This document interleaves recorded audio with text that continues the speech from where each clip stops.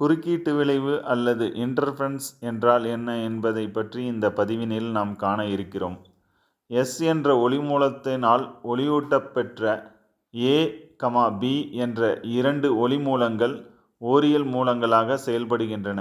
இந்த இரண்டு ஓரியல் அலைகள் ஒரே ஊடகத்தில் செல்லும் பொழுது பல புள்ளிகளில் மேற்பொருந்துவது படம் 5.17இல் காட்டப்பட்டுள்ளது. படத்தில் அலைகளின் முகடுகள் தொடர்ச்சியான கோட்டினாலும் அகடுகள் விடுபட்ட புள்ளி கோடுகளினாலும் காட்டப்பட்டுள்ளன. முகடும் அல்லது அகடும் சந்திக்கின்ற புள்ளிகளில் அலைகள் ஒத்த கட்டத்தில் அமைகின்றன. இடப்பெயர்ச்சி பெருமமாக இருக்கும்.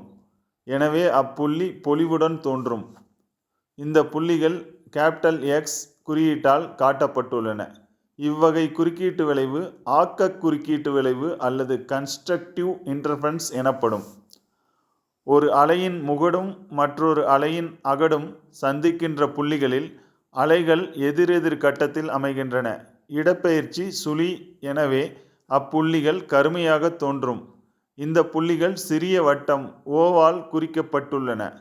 இந்த வகை குறுக்கீட்டு விளைவு அழிவு குறுக்கீட்டு விளைவு அல்லது டிஸ்ட்ரக்டிவ் இன்டர்ஃபரன்ஸ் என்று கூறலாம்.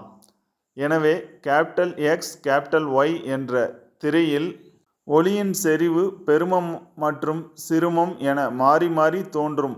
அதாவது குறுக்கீட்டு பட்டைகள் பொலிவு பட்டை மற்றும் கரும்பட்டை என அமைகின்றன.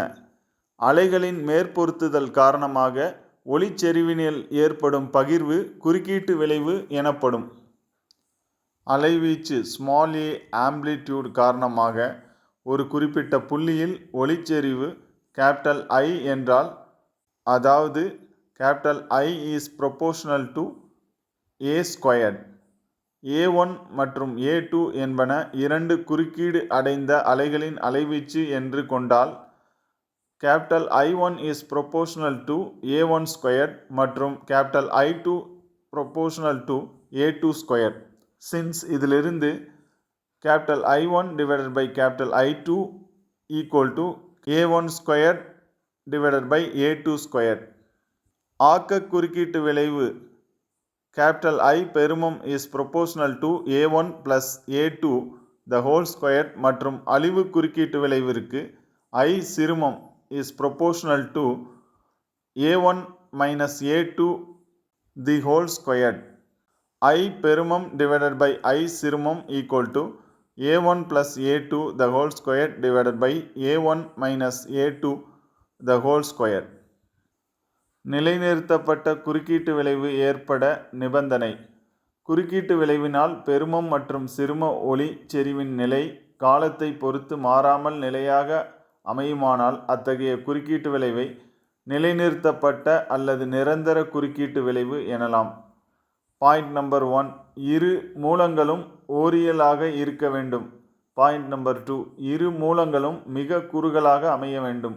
பாயிண்ட் நம்பர் 3, தனித்தனியான அகலமான பட்டைகள் பெறுவதற்கு இரு மூலங்களும் ஒன்றுக்கொன்று மிக அருகில் அமைய வேண்டும்.